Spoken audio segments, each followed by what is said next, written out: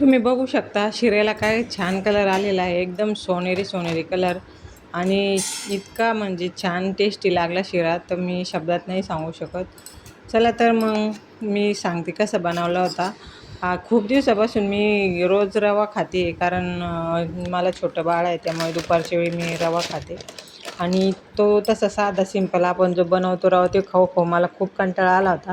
तर मी एका पातेल्यामध्ये 1 वाटी रवा दुधामध्ये भिजून ठेवला 5 मिनटं. आणि एकीकडे गॅसवर कढई ठेवली, त्यामध्ये पण 1 वाटी तूप टाकलं. जे आपलं घरचं गावरान तूप होतं तेच टाकलेलं आहे मी, कारण मी डाळडा नाही खात शक्यतो. आणि ते तूप गरम झाल्यावर त्यामध्ये पुन्हा त्याच वाटीने 1 वाटी साखर टाकून घेतलेली आहे. आणि साखर हलवत हलवत त्याचं एकदम म्हणजे तुपामध्ये साखर विरघळूस्तोवर हलवत होते सारखं मी.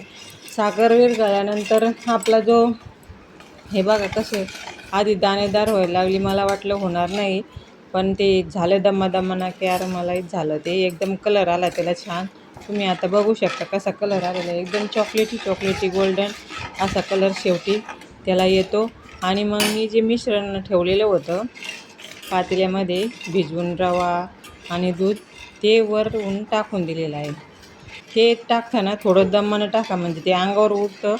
जे आपण व्हिडिओ बघते त्यामध्ये सांगत नाही ते, पण मी यामध्ये जेव्हा टाकलं ना तेव्हा अंगावर उठतं एकदम. ते आपण दूध टाकायला गेलो त्याच्यामुळं घाई होते आणि त्याला सारखं हलवत राहावं लागतं, नाही तर त्याच्यामधली जी साखर असते ना तिचा पाक एकदम घट्ट होऊन जातं, ते विरघळत नाही. त्याच्यामुळं जोरात सारखं हलावं लागतं. हलवणं जर बंद केलं तर ते साखरेचा लगेच ते मोठाले पाकाचे जे तुकडे बनते ना तसे तुकडे बनून जाते. म्हणून सारखं हलवतच होते मी. 4 मिनटं हलवलं असेल पूर्ण, आणि मग आपल्याला जसा पाहिजे असतो ना कोरडा सुक्का, तसा आपला शिरा तयार झालेला आहे. पण खरंच सांगते तुम्हाला, शिरा एकच नंबर झाला होता. तर एकदा ही रेसिपी नक्की ट्राय करा आणि तुम्ही पण खाऊन बघा शिरा कसा लागतो, कारण बघितल्याचा